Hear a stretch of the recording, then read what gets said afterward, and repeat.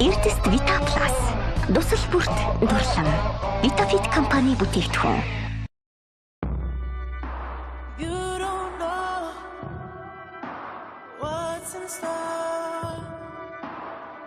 Open your head, take a glass.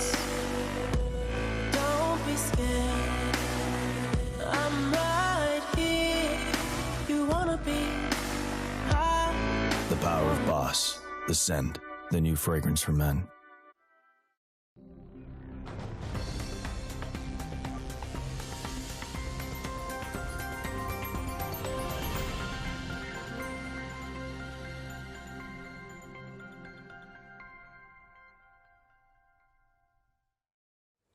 Орой мэнд үзэгчдээ цензургүй яриа нэвтрүүлгийн энэ удаагийн дугаар эхлэхэд бэлэн боллоо. Манай өнөөдрийн зочноор Улсын их хурлын гишүүн Амар Жаргал оролцож байна. Танд орой мэнд хүргье. Орой мэнд. За бид хоёрын ярилцлага өнөөдөр сэдвтэй үндсэн хуулинд оруулах нэмэлт өөрчлөлтийн төслийн тухай хуулиар явагдах ёстой. Тэгэхээр хоёулаа яриагаа ийм зүйлээс эхлэе. Өнөөдөр Монгол улсын үндсэн хуулинд өөрчлөлт оруулах тэр цаг үе мөн үү? Тэр хөрс шороо бүрдсэн үү?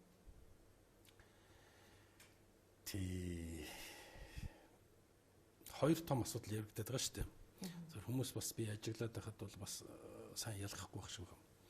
Нэг нь бол үндсэн хуулинд өөрчлөлт оруулъя. Тэгээд ийм агуулгатай өөрчлөлт байх юм ба гэсэн тэр үндсэн хуулийн өөрчлөлтийн асуудал. Нөгөөх нь бол яаж тэр өөрчлөлтийг хийх вэ? Яаж оруулах вэ гэсэн юм хоёр тусдаа асуудал байгаа байхгүй. Тэгэхээр үндсэн хуулинд өөрчлөлт оруулах шаардлагатай юу үгүй юу гэдэг дээр бол би бол нэг олон хүн маргахгүй байх гэж бодож байна. Ерөнхийдөө бүгд бол ер нь оруулах шаардлагатай болсон гэдгийг нь бол хүлээн зөвшөөрөх байх. Зүгээр зарим юмыг нэмий гэж хэлэх байх, зарим нэг юмыг хасъя гэж хэлэх байх. Гэхдээ бүхэлдээ бол ерөнхийдөө шаардлагатай гэж хэлэх байх. Зүгээр чухам яаж оруулах вэ? Энийг чухам яаж хийх вэ гэдэг тэрүүн дээр бол харин нэлийн маргаантай барах болов гэж бодож байна. За яаж хийх вэ гэдэг ч үгж байгаа. Одоо бүх ард түмний санал асуулга явуулаад үндсэн хуулинд өөрчлөлт оруулъя гэсэн нэг юм санал яваад байгаа. Орхон барьсан хувилбар нь ч гэсэн тэр бараг цаг хугацаагийн тодорхойлчихсан 11 сарын 26-нд одоо хийн. Тий, өнөөдрийн байдлаар хойшилж байгаа. Тий, хойшилж байгаа шиг байна. Гэхдээ ерөнхийдөө бол тийм хийн гэсэн. Тэгэхээр энэ бол би бол буруу гэж бодоод байгаа. Миний байр суурь. Тэр юу юм бэ гэхээр одоо өөрөө санаж байгаа бах та 2000 оны өөрчлөлт биш үү? Тэр өөрчлөлт бол нэг сүрхий амьдрал сайхан болоод хийсэн өөрчлөлт биш шүү дээ. Яг л амьдралаас урган гарсан. Тэгэхээр л нэг улс төрийн хүчин сонгуульд ялцдаг. Ерөнхий сайдын төмлийн өгтөр чаддгүй. Болтгүй байсан. Нэг улсын их хурл сонгуульд ялцгаа чуулганыхаа хуралдаа нэг явуулах өгтөр нөгөө нэг улсын их хурлын одоо нэг сөрөг хүчний хурал хаяад явждаг байсан. 45 хоног хурал хийжсэн шүү дээ. Одоо хөл хүмүүс мартчихсан байх. Тухайн үед бол Монгол ардын хувьсгалт нам бол 45 хоногор хурал хаяад явждаг байсан. Ардчсан холбоо эвслийн 50 хүн чуулганы зааланд орж ирээд сууж яадаг. 50-уулаа суучгаад тэгээд хурлаа эхэлж чадахгүй чуулганаа явуулж чаддгүй нэг хүн л дутаад байдаг гэсэн. Гэх мэтчлэн ингээд яг тодорхой амьдрал дээрээс урхан гарсан учир шалтгаануудаас үндэслээд улсын их хурл бол тэр үндсэн хуулинд бол өөрчлөлт оруулсан. 12 сарын 24. Тий. Тэгээд дараа нь дээр ажиллаж байсан. Тэгээд дараа нь 2000 онд бас тэрийг хийсэн. Яг гэвэл анхны оруулсны хууль бус гэдэг ч гэсэн байхгүй үндсэн хуулийн зэс. Тийм учраас дараа нь засаа залруулад дахиж одоо тэр намар оруулсан юм байна. Тэгээд намар оруулсан хүчин төгөлтөр одоо болтол явж байгаа байхгүй. Тэгээд энэ дээрээс ямар юм гарч ирж байгаа нөхдөр бол шаардлага байсан уу? Байсан. За үндсэн хуулинд өөрчлөлт оруулахдаа ямар нэгэн процедурын алдаа гаргасан уу үгүй. Тэнд байсан улс төрийн хүчнүүд хоорондоо зөвшөлдсөн үү? Зөвшөлдсөн. Ярьсан уу? Ярьсан. За бас эрдэнэтэй намтай хүмүүсийн дуу хоолойг сонссон уу? Сонссон. Тэгж жагаад үндсэн хуулинд өөрчлөлт оруулсан боловч өөрөөр хэлэх юм бол агуулга талаас нь ч тэр хэрэгжүүлсэн талаас нь ч тэр ямар нэгэн үүсэг бол байхгүй юу? Гисэн хэдий ч өнөөдөр бол ганцхан нэртэй л байгаа. Дортохын толгой гэж. Тэгсэн. Хулгайн замаар оруулсан болоо өөрчлөлт. Уул нь хулгайн замаар оруулсан байхгүй шүү дээ. Монгол улсын үндсэн хуулийн дээр яаж одоо үндсэн хуулинд өөрчлөлт оруулах вэ? Хэний эрх мэдлүү, хэн энийг хийх үү гэдэг нь маш тодорхой заажсан. Тухайн үед хилцэх асуудлын чагсаалтанд ороогүй байсан, гинт оруулж ирсэн гэдэг. Тийм. За яг тиймэрхүү нэг жижиг сажиг юмнууд гэж хэлж болохоор юмнууд бол бий байгаа. Гэхдээ хамгийн гол асуудал нь юунд байсан бэ гэхээр миний ойлгож байгаагаар бол ард түмэнтэй хэлцээгүй байхгүй юу? Тийм. Ард нийтийн санал асуулгыг одоо ёстой тэр үед бол хийх ёстой байсан баг. нийт ард түмнэрээ хилцүүлэх учиртай байсан баг. Энийг бол хийгээгүй байхгүй. Тэгэхэд чинь бол 90 оны тэр үйл явдлын үр дагаварт гарч ирсэн шинэ үндсэн хуулиар бол тэр чинь яалаа бүх аймаг сумдаар хэлэлцүүлэг болоод тийм үү. Тэгээд бүх аймаг сумдаас цугларсан хүмүүс нь улсын их хурлыг бүрдүүлж тэн дээрээ хэлэлцүүлэг явуулаа. Тэнд хэлэлцүүлэг явахаас өмнө улсын баг хурал гэдэг чинь өөрөө баг жил гаруй тэрүүн дээр чинь одоо нухаж байж янзаар үзэж байж өргөн бариад ингээд маш олон шалгууруудыг аваа. Тэгээ ер нь Монгол улсын нутаг дэвсгэр дээр одоо байсан дорж дондог дулмаа хин л байсан хамгийн алслагдсан мужид байсан тэр хүний чих сонорт нь хүрсэн байхгүй.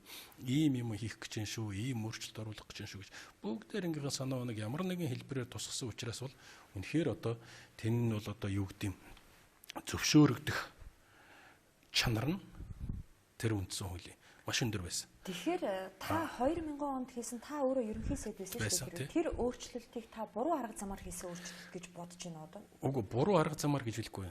Юридически үг үсэг тэр хуулийн заалтыг бол бүгдийг дагаж мөрдсөн.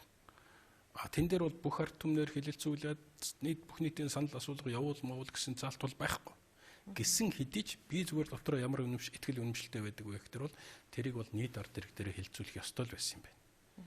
Одоо тэгж болж байгаа. Хэрвээ тэгсэн бол тэр доордохын 7 гэсэн нэр авахгүй байсан. Хэдий амьдралаас урган гарсан ч гэсэн бол одоо үнэхээр л дэмжлэг аваад явахаар л ийм зал байсан байна. Өнөөдөр бол яаж ийм нэхтэр бол тэр бүх ард түмнэр хэлэлцүүлэх юм маань бол үндсэндээ бол одоо зүгээр их зөөлхнөр хэлэхэд бол агуулгын хослот хийчих чинь гэж би хэлэх гээд байгаа. Өөрөөр хэлэх юм бол асуух гэж байгаа юм нь юу вэ гэхлээр үндсэн хуулинд өөрчлөлт оруулах хэрэгтэй юу хэрэггүй юу гэж. Бүр маш тодорхой ярих юм бол нэр бүхий хэдэн гишүүд үндсэн хуулийн өөрчлөлтийг өргөн барьсан. Тэгээд энэний дагуу үндсэн хуулинд өөрчлөлт оруулах хэрэгтэй хэрэггүй л гэж асууж байгаа байхгүй. Дахиад хэлье. Өнөөдөр Монголын нийгмийн хинээс нь жишээд асуусан гэсэн ер нь бараг 70-80% нь бол үндсэн хуулинд өөрчлөлт оруулах шаардлагатай л гэж хэлнэ. Тэгэхээр асуудал нь үндсэн хуулинд өөрчлөлт оруулах уу үгүй юу гэдэгт огт байхгүй гэж би ойлгодог байхгүй. Асуудал нь юундаа вэ гэхчхм ямар өөрчлөлт оруулах тухай асуудал. Вот энийг ярих хэрэгтэй байхгүй. Гэтэл энийг ярихгүйгээр зүгээр энэ улсын их хурлаар үндсэн хуулинд өөрчлөлт оруулах уу үгүй юу гэж асуучхад тэгээд одоо дэмжчих нь байна шүү дээ. Дэмжингүүд нь за ард түмэнд дэмжчихлаа үндсэн хуулинд өөрчлөлт оруулах гэсэнгээд одоо нөгөө нэг юм өргөн бариад тэгээд сэтгүүлчихэл гэсэн ийм л хардлага яваад байна л да. Тэгэхээр үнэхээр үндсэн хуулиндаа өөрчлөлт оруулъя гэж бодож байгаа бол энэ одоо үүсгэж байгаа асуудлуудыг гажиг одоо гэдэг юм уу да юу гэдэг тэр бүх юмнуудыг зэгцлэе гэж бодож байгаа бол өнөөдөр өргөн барьж байгаа тэр хуулийн төслөө сонин дээр нийтэлж байгаа. Тэгээд нийт ард түмнэрээ хэлэлцүүл. Тэр одоо өөрчлөлтийн агуулгыг тий. Нийт ард түмнэрээ хэлэлцүүл. Монгол улсын хамгийн алслагдсан мужид байж байгаа хүн хүртэл тэрийг мэдж авах. Чухам юу өөрчлөх гээд байгаа яах гээд байгаа. Тэгж хэлэлцүүлснийхаа дараа тэр нийт ард түмнийхээ санал асуулгаар дамжуулаад энэ өөрчлөлтөө хийх үгүй гэж ярих хэрэгтэй байхгүй. Тэгэхгүй бол өнөөдөр бол нэг тийм их муугаар хэлэхэд одоо зүгээр бяцхан зал хэрэглэх гэдэг нь үгсэн. Надад бол хардтал төрөд байгаа байхгүй. Ард түмнэрээ хэлэлцүүлээгүй байгаа тохиолдолд бол ямар ч гайхамшигтай өөрчлөлт оруулсан гэсэн дордохын 7 юм уу, дордохын 8 юм уу, дордохын 9, 12 гэдэг тэр тоонууд чинь яваад байх юм байна л гэж би ойлгоод байгаа. Гинтlee яагаад ийм асуудал гараад ирв? Энэ юунаас болов? Би бол одоо яг чухам юунаас болов яах вэ энэ гэдэг дээр бол надад хэд хэдэн бодол байгаа зүгээр. Би тэрүүн дээр нэг сүрхий яриад амиргүй байна. Асуудлыг зүгээр томьёолох юм бол өнөөдөр Монгол улсын өнөөдөр мөрдөгдөж байгаа үндсэн хууль маань хэний ямар ашиг сонирхлыг хөндөд байна. Тэр маань чухам юунд болохгүй. Ганцхан хариул байгаа шүү дээ. Засгийн газрын буюу гүйцэтгэх засаглалын тэргүүний эрх ашигыг хөндөж байгаа шүү дээ. Өнөөдөр засгийн газар огцорхоогүй юу, засгийн газартай хариуцлага тооцоогүй юу гэдгийг их хурлаар оруулахын оронд үндсэн хуулийн өөрчлөлтийг тавьж том малгай тавьж байгаа тэр нэг өнгөлн далдлалт явагдаад байна уу да гэсэн хардлага байна. Та юу гэж бодож байна? За ер нь баг 99% нь хариулчихлаа л гэж бодож байна. Өөрөө сая бол асуултаараа. Өөрөө асуулт өөрөө хариулчихлаа. Өөрөө хариулчихлаа тий. Зүгээр би бас боддог байхгүй. За хорошо. Улсын их хурл нь яг хийх ёстой ажлаа хийгээд өөргөө яг ном ёсороо гүйцэтгээд хууль номынхаа дагуу гүйцэтгээд явсан бол өнөөдөр энэ үндсэн хуулийн өөрчлөлтийн асуудал гарах байсан уу? Өөрөөр хэлбэл улсын их хурл нь гүйцэтгэх засаглалтаа хяналтаа тавиад хариуцлага тооцоод явж чаддаг байсан бол энэ асуудал гарах байсан уу? Гарахгүйсэн. Мэдхгүй гарахгүй л байсан байх гэж би бодож байна, тийм ээ. Хэрвээ улс төрийн намууд нь өөрөө төлөвчлөө бас тодорхой хэмжээнд хангаад, тийм ээ. Тэгээд боловсон хүчнийхээ бодлогыг зөв зүйтэй барьж аваад тэгээд тэрүүгээрээ дамжуулаад тэрийг ингээд хариуцлагатай, зэгстэй, замбраатай бас одоо өөрийнхөө хүмүүстэй боловсон хүчнээ ингээд хариуцлага тооцдог тэр механизмыг бүрэн хангаад явж байсан бол өнөөдөр үндсэн хуулийн асуудал гарч ирэх үү? Гарч ирэхгүй л байсан байх л та. Гэх мэтчлээ ингээд асуудлууд чухам юунаас болж өнөөдөр энэ асуудал руу гарч ирэв гэдэг бол өөрөө ирэхгүй л тавигдах учиртай болчиход байгаа.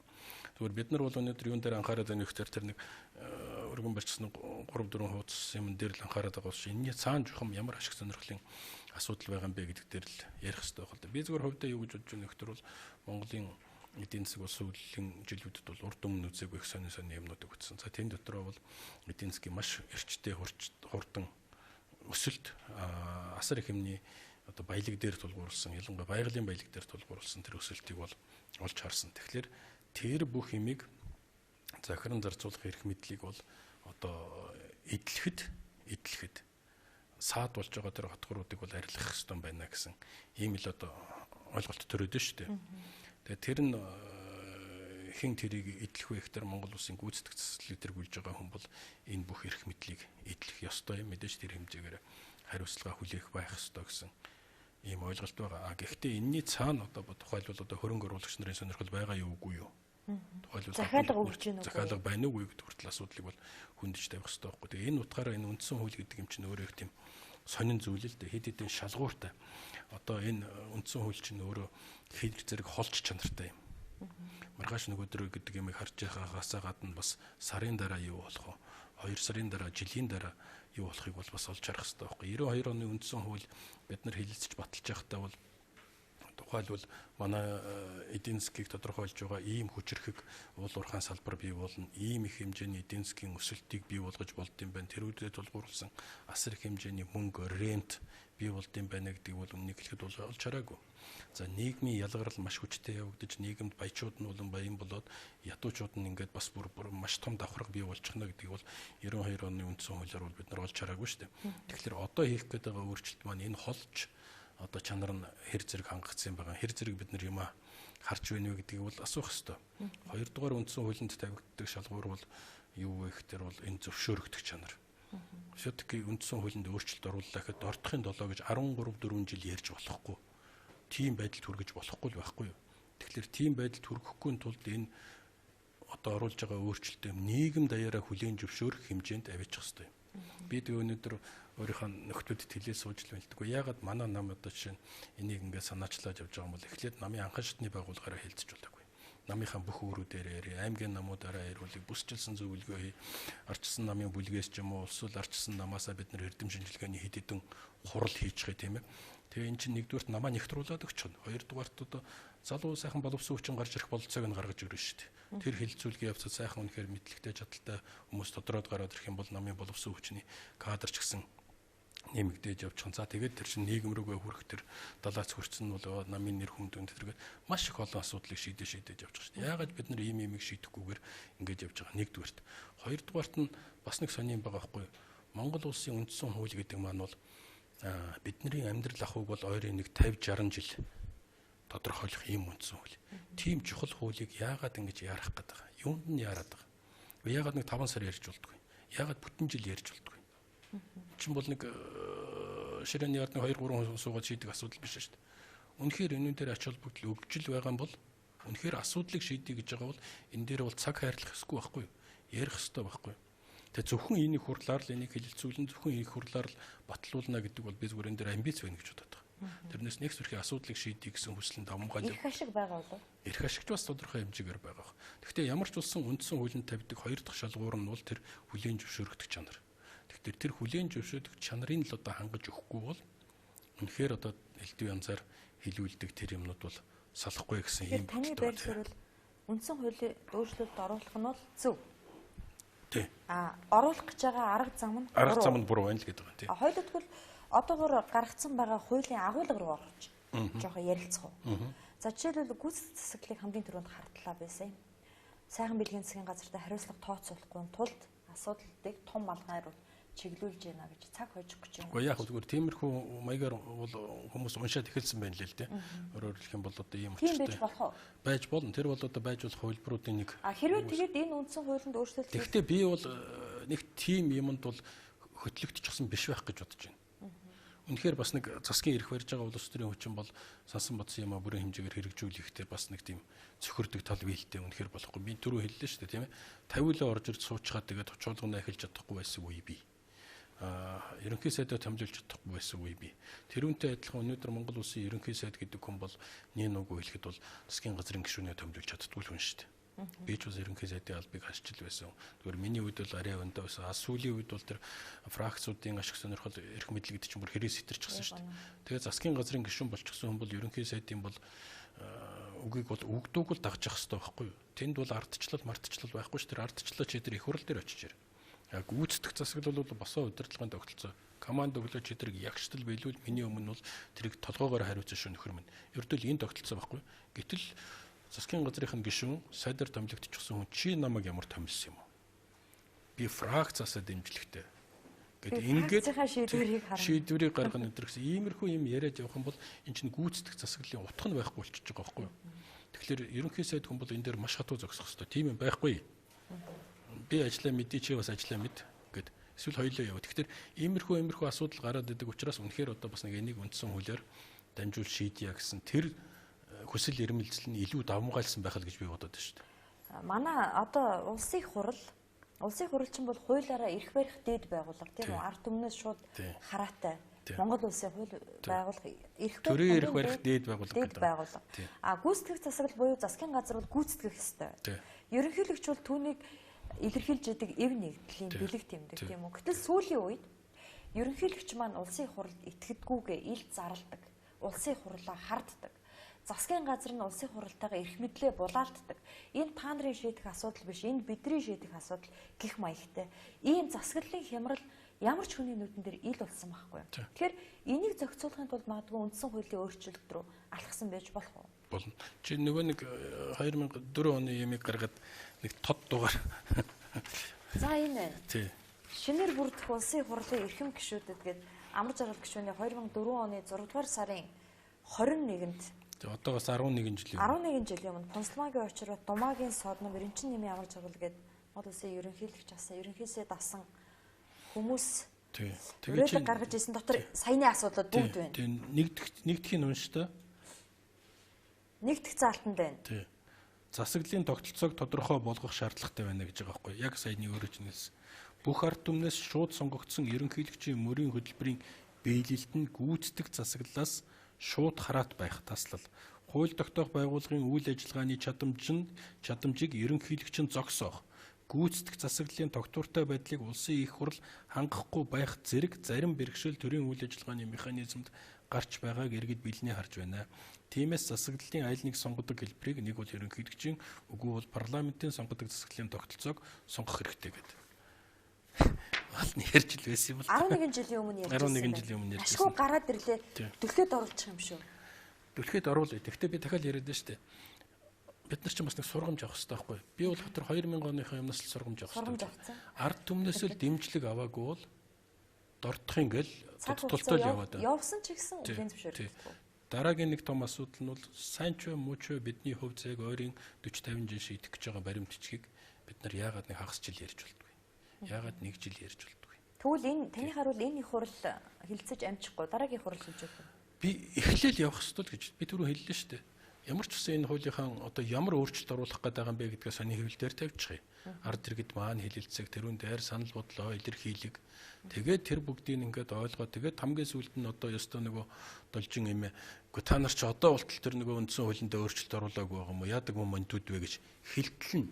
Ард иргэд дээр хэлэлцүүлж байж тэгж байж энэ үндсэн хуулинд өөрчлөлт оруулах хэрэгтэй байна. Тэгэхгүй бол зөвхөн нэг 2 3 улс төрийн нам ингээл одоо юм уу эсвэл нэг намын удирдлага ингээл хоорондоо сууж байгаа л уулын ч одоо муу санахгүй л байгаа юм бол дамхиндаа болыг бүтээл гэж одоо бодож байгаа шүү дээ. Тэгтэл чинь нөгөө зөвшөөрөгдөх шин чанар нь л алга болчих гээд байна л да.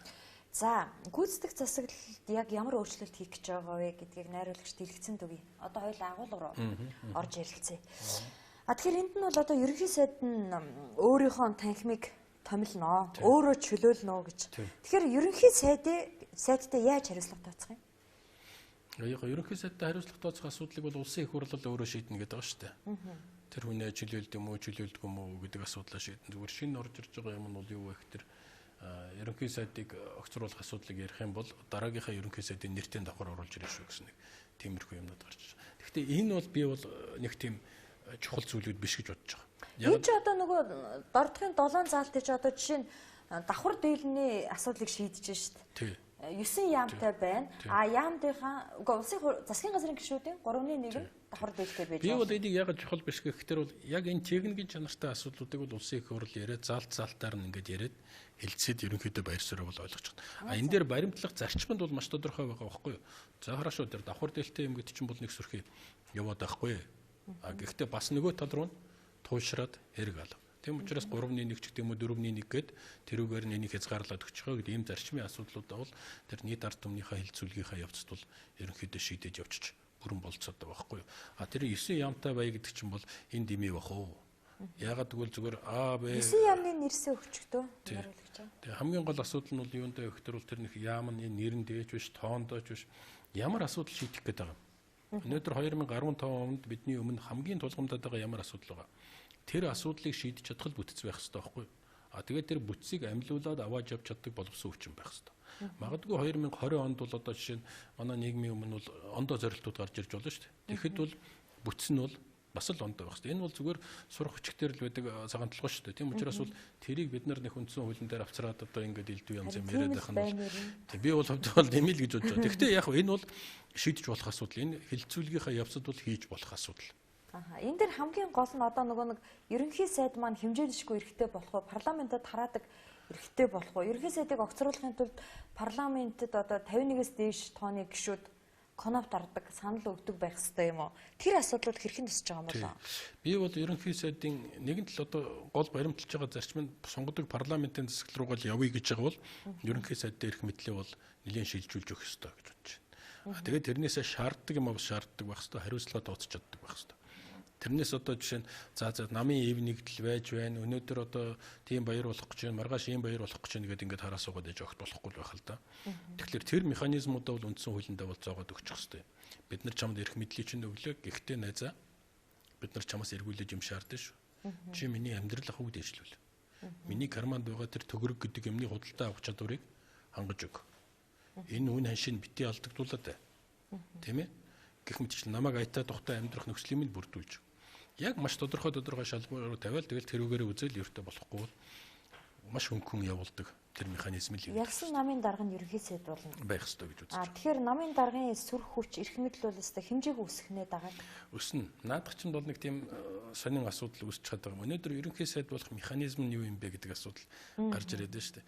Ерөнхий сайд болохын тулд бол одоо яг зөвхөн байгаагаар ойлоо нэг тийм хийсвэрл юм авч үзэл дээ. Ерөнхий сайд болохын тулд яах ёстой вэ гэхээр бол чи намын дарга болох ёстой тийм үү? Намын дарга болохын тулд яах ёстой вэ гэхээр бол өнөөдөр байж байгаа механизмыг аваад үзэх юм бол чи үзэхэд олонх болох ёстой. Үзэхэд олонх болохын тулд чи яах ёстой? Тийм ээ. Тэгэхээр тэрийгэ баталгаажуулахын тулд яах ёстой гэсэн асуудал гарч ирж байгаа байхгүй. Тэгэхээр нөгөө ерөнхий сайд болох технологи бол үндсэндээ бол маш ойлгомжтой болчихсон. Хуучнаараа л байх. Хуучнаараа байд юм уу? Эсвэл жоохон өөрчлөгдсөн ч болно л доо. Өөрчлөгдсөн ч болно. Гэхдээ энд нэг эрсдэл байгаад байгаа юм. Одоо яг нэг үгүй хэлэхэд бол тэр бол ямар эрсдэл вэ гэхээр бол өнгөтэй мөнгөтэй хүн бол бас гараад ирэх магадлал айгүй өндөр байгаа байхгүй тийм ээ. Тэгээд тэр хүн гарч ирсэн тохиолдолд бол шууд автоматически ерөнхий сайд болчих. Тийм магадлал бол байгаа. Тэгэхээр энийг одоо хамгаалдаг механизм юу вэ гэж. Тэгэхээр дахиад нөгөө үндсэн хуулийн чинь нөгөө нэг шалгуур гэдэг шүү дээ. Би хүлээн зөвшөөрөгддөг байх, холж байх гэсэн тэр одоо нэг үндслэлтэй байх гэсний дотор чинь тэр нэг дархлаа гэж юм байгаа байхгүй юу? Төрийн дархлаагаа яаж хангах юм? Гүйцэтгэх засаглалын дархлаагаа яаж хангах юм? Энэ маань хин нэгэн тийм овлоггүй хүний гарт орчихгүй байх дархлааг нь хангаж өгдөг механизмууд юу вэ гэдгийг бол бид нар бас давхар бодох хэрэгтэй байхгүй. Тэгэхээр үндсэн хуулинд өөрчлөлт оруулна гэдэг чинь за их хурлаас ерөнхий сайдын томилын ерөнхий сайдын засгийн газраа мэдээд томил гэдэг асуудал биш байхгүй юу? Энэ бол бид нар юуны тухай ярьж байгаа нөхдөр бол Монгол улсын аюулгүй байдлын дархлааг бид нар энүүгээр хангаж өгч гэнэ үгүй юу гэдэг асуудлыг нэн төрөнд ярих хэрэгтэй. Гитлер гараад ирэх боломжтой. Маш өндөр боломжтой болж байгаа байхгүй. Тэр байтугай Гитлер ч өөрөө сонгуулиар л гарч ирсэн юм шүү дээ. Тий. Тэгээд дээрэс нь энэ гаргаж байгаа үндсэн хуулийн өөрчлөлтийн шийдвэр нь ард иргэдээс дэмжлэг авч чадах уугүй юу гэдэг. Би тэрийг л ер нь онцгой шалгуур болгож л ярих гэдэг юм л да. За, улсын хурлын тухай өөрчлөлт хоёрхан асуудал орж байгаа юм билэ. Нэг нь бол 99 гишүүнтэй болох, нөгөөх нь 5 жилээр сонгогдох гэдэг. За, тооны хувьд ярихад бол нэг тийм бөө маягийн тоо яваад байгаа тийм ээ. 99 гэдэг чинь бол сайн тоо, 5 гэдэг чинь хүн гарын 5 хуруутай ч гэдэг юм уу, 5 твтэй ч гэдэг юм уу. За яг энэ хөгжилтэй асуудлыг орхиод ярихад ингээх шаардлага байгаа юу? Ягаад улсын хурлын ажиллагаа хэсэг 5 жил? Ягаад 99 гэж 120, 121 байж болдгоо юм? Араа дахиад хоёлаа яриа. Нэг үндсэн хуулинд тавигддаг шаардлага хүлээн зөвшөөрөгдөх үү гэж. Хүлээн зөвшөөрөгдсөн байх ёстой гэж. Тэгэхээр яг өнөөгийн нөхцөлд улсын их хурлын гишүүнгод гарч ирээд би 4 жил бишээ надад багтаад байна. Би 5 жил болгоё гэж хэлэх юм бол хүлээн зөвшөөрөх барт хэрэгтэй. Нэгдүгээрт. Өнөөдөр байж байгаа 76-гийн нэр хүнд маань чухам ямар хөө янзтай байгаа вэ? Хийж бүтээж байгаа зүйл нь бас ямар хөө янзтай байгаа вэ? Ийм нөхцөлд 76 багтаад байна 99 болгоёг үл хүн зөвшөөрөх үү? Зөвшөөрөхгүй л байхгүй. Энэ бол явах магадлал бол маш бага байхгүй. Тэгэхээр дахиад нэг үндсэн хуулинд өөрчлөлт оруулах шалгуурууд гэдэг чинь хүлээн зөвшөөрөгдсөн байх гэдэг асуудал бол маш чухал. Зөвхөн тооны хувьд бол тэр чинь нэг тэр юу штэ төдөн хүнд нэг улсын их хурлын гишүүн ноогдох нь нөгөө ард иргэдээ төлөөлөх магадлал нь их өндөр байд юм а гэдэг. Тэр нь шинжлэх ухааны шалгуур байдаг штэ. Тэр шалгуураар л гарч ирэх хэрэгтэй байна. Энэ одоо жишээ нь 25 жилийн хугацаанд дараа жил 25 жил болох бах тийм ээ. Тэр хугацаанд бол Монгол улсын сонгогчдын тоо хэд болсон блэ? Энэ маань нөгөө нэг улсын их хурл байгаа гишүүдтэйгээ пропорционал байдал нь ямар үлээ энэ гэсэн ийм шинжлэх ухааны үндэстэй юм ярина үхээс биш зүгээр одоо тэр тоо надад таалагдж байна ийм учиртай юм гэдгээр хандж болохгүй л байна л та. Энэ дээр бас нэг ийм асуудал байгаа улсын хурлын эрцийн асуудал гэдэг. Хуучин 51 гишүүнээр эрц бүрдүүлж хуралдаг байсныг таны засгийн газрын үйл солилцоо өөрчлөлтөөр 39 болсон тийм. Тэндээс 20 орж ирэхэд асуудал шийдэгдчихдэг. Гэтэл 17 гишүүнтэй засгийн газар орж ирээд 17 сайд конопт харахад асуудал шийдэгдэнэ гэж. Нөгөөх нь болохоор улсын хурлын байнгын байгууллага байнгын хорон дээр 6 гишүүнд конопт харахад дуусах юм л шүү дээ. Гэхдээ одоо ер нь тэгж л байгаа шүү дээ. Тэгэхээр энийг бас хязгаарлаж өгөх гэж гишүүдийн тоог нэмэх бололцоотой юу? Тийм, гишүүдийн тоог нэмэх бололцоотой байл байх бололцоотой. Тэгэхдээ би дахиад хэлж штэ нэг тийм хийсвэр тоо биш. Энд дэндээс надад таалагдсан таалагдаа гэж. Нэг шинжлэх ухааны бас нэг жоохон үндэслэл байх хэрэгтэй шүү дээ. Одоо өөрөө чинь яриад байгаа тийм ээ. 9-6 нь орж ирэхээр ингээд ийм болчих гээд байна. 17 байх юм бол ийм болчих гээд байна. Тийм ээ 39 хүн чуулганы хуралдаанд төрж ирж чад 20 яхад конопт дарахад бол асуудал шийдэгдэж байна. Тэгэхээр 20 гэдэг маань 76 гэж 3-1-д нь хүрэхгүй байгаа байхгүй. Тэгэхээр улсын их хурлын гишүүдийн 3-1-д нь хүрэхгүй тоогоор асуудлыг ингээд шийдээд баталгаажуулаад явах нь хэр зүг юм бэ? Тийм учраас нөгөө гаргасан хууль чинь амжилт хэрэгжихгүй байна гэдэг асуудал. Тэгвэл энийг бол гаргаж ирэхдээ шинжлэх ухааны үндэстэй. Өөрөөр хэлэх юм бол тэр төлөөллийн пропорц маань ерөнхийдөө байдаг. 100 мянган хүнд нэг одоо гишүүн байна ч гэдэг юм уу. Гэх мэтчлэн ингээд асуудлууд бий л дээ. Би тухайлбал одоо дотроо бол бодчихлоо гэдэг. Манай сонгон хайрхан дүүрэг ч юм уу Баян зүрх дүүрэг бол одоо тусдаа бүр дахиад 2 хуваагдах ёстой гэж бодож байна. Би даасан дүүргүүд болохгүй бол тэр чинь өнөөгийн байгаа байдлаар бол дийлэхгүй болчихсон байгаа шүү дээ. Хүссэн хүсээг өрнөхөд дийлэхгүй болчихсон байж. Гэхдээ энэ асуудлыг гаргаж тавиад ингээд шийдвэр гаргаж явах өнөөдөр тийм потенциал өнөөдөр эдийн засгт байна уугүй юу? Энэ цаг үе мөн үү гэж ярих юм бол өнөөдрийн бид нар энэ ярьж байгаа юмнаас илүү үр дүнтэй л байж болох болов уу гэж бодож байгаа. Тэгээ манай Батүл дарга бол бас энэ дээр хөрх хамтын чармаагаал юм хийх гээл оролдоод байгаа. Манай иргэдийн хурлын дарга Баттулга маа ч гэсэн бас энэ дээр ингээл чармаагаал яаж өөрчлөх үгээл энд нүгээр яваад уулзалт хийгээл яах вэ хүүгээл асуугаал яваад байгаа. Энэ бол амьд ажил. Сонгогч нартайгаа уулзч, нард иргэдтэйгээ уулзч, дуу хоолойгоо сонсч энэ дээр яавал дээр өнтер гэж юмнууд хийгээл яваад байна л да. За үндсэн хуулийн өөрчлөлтийн талаар иргэдээс бид нар өнөөдөр нэг саналын цуглуулсан. Тэрнээс ерөөсөө 2-3 хүний яриаг дэлгэцэн дүүгээ. Үндсэн хуульд баштай ах нь бол өөрчлөлт оруулах нь бол зөв гэж үздэг. Ялангуяа одоо энэ сонгуулийн талаар биш үү. Тэгээд одоо энэ тусгаар тогтнолын талаар ч бас бүрэн бүтэн одоо асуудлууд орсон ч байна, ороогүй ч бас юмнууд байгаа байхгүй. Тийм учраас би одоо өөрчлөлт оруулах нь зөв л гэж боддог. Ард түмнээсээ сонгох нь зөв. Ер нь ерөнхийлөгч бол хамгийн том тушаалтай хүний хувьд хамгийн одоо их чухал асуудлыг шийддэг, улсын хавьяаг шийддэг хувьд бол ард түмнээсээ сонгох нь зөв гэж боддог. Ерөөсө харин 76 биш 56 байдаг юм уу бууруулах хэрэгтэй ерөөсө. Тэнд одоо өөрчлөлт оруулна гэж ярьж байгаа. олон талаас нь сайн хянаж үзэж илэрхийл хуурьтай суурьтай ихгүй хөнгөн байж болохгүй дээ. Тэгээд парламентэд олон жил суусан одоо их хурлын гишүүд байна. Эдгээр бас гайгүй тэгээд юм хийх байлгүй дээ, тийм ээ. Тэгээ бас өөрчлөх цаг нь болцол гэж үзээд байгаа юм. Хөө ерөнхийлөгчий чинь ард түмэн сонгохгүй яах юм. Бид нэр сонгож штэ. Тэгээ тэхгүй болохгүй. Тэгэхээр чин тэр ингэж штэ. Тэр парламент чинь ямар намууд одоо ихэнх суурийг тийм ээ ихэнх орноо эзэж гинүү тэр нам нь өөрийнхөө талын удирдагчийг сонгож штэ. Ерөнхийлөгчийг. Тэгэхээр чи ард түмэн сонгох нь зөв байхгүй юу? Ирэн болвол үндсэн хуулиндаа тэгж хамаагүй гар хүрээд байж болохгүй л та. Тэ? Энэ би энийг жоохон яаралтай ингээ хийх гэдэг байгаа жоохон буруу л гэж үзээд байгаа юм. Тэ? Эний чинь бүр тусгай судалж байгаа тэ? Олон жил одоо судалгааны үндсэн дээр л хийд юм байлээ. Одоо миний амьдарч байгаа оронд бол үндсэн хуулиндаа гар ороогүй энэ 86 онд одоо шинэ яасан байгаа өөрчлөлт хийсэн байгаа. Тэрнээс хойш одоо нэг ч хөдөлгөөгүй. Ер нь зүгээр захим олон нийтийн сүлжээ телевиз хараад байгаа ярьж байгаа мэдээллүүдийг бол олж уншиж сонсож байгаа. Гэхдээ яг аль нь зөв аль нь буруу болно гэдэг нэг дүгнэлтээ хийхэд айгүй хэцүү л байгаа юм л да. Хүн болгон өөрсдийнхөө зүгээс одоо талаасаа тайлбараа тавиад идэг. Тэгээ яг бодит иргэд бидний дунд одоо энэ зөв буруу гэдгийг тунгаахад бас хэцүү. Тэгээд өнгөрсөн яг энэ дээр бас нөгөө шийдвэр нь гаргаад тодорхой ард иргэдээсээ санал асуулга яваа гэдэг дээр бол тэн дээр бол одоо санал нэгтэй байгаа. Яагаад гэвэл тэрийг судалж үзэх өнгөрсөн хугацаанд бид нар алдсан зүйл нь яг юу юм? Онцн нь яг юу байгаа? Яг юун дээр нь илүү одоо нэг өөрчлөлтийг нь оруулах юм гэдэг дээрээ хүмүүс маань өөрсдөө бидний зүгээс бүр ач холбогдол өгч нөгөөдгөн дээрээ суугаад тэгээд тэрэн дээрээсээ үндэслээд өөрсдөө зөв юм аа эсвэл буруу юм аа гэдгийг одоо санал асуулгад энэ тэгж явуулсан зүг болоо л гэж миний зүгээс бол бодож байгаа. Нөгөө сошиалаар яваад байгаа тэр нэг 99 гэ 9-ийн тооматыг одоо хичиж өгмөр гэдэг шиг л одоо арайч тий. Одоо тийм юм ярих нь одоо арай дэндүүл болоо л гэж бодож байна. Зүгээр яг ямар үндэслэлтэйгээр 99 болгож байгаа, ямар үндэслэлтэйгээр одоо 5 жил болгож байгаа гэдгийг боддоор ийм үр дүн 4 жилийн хугацаанд хийж амжихгүй байдаг болохоор ийм байдаг юм аа. Одоо юу гэдэг 4 жилийн хугацаанд хэдэн хууль оруулдаг.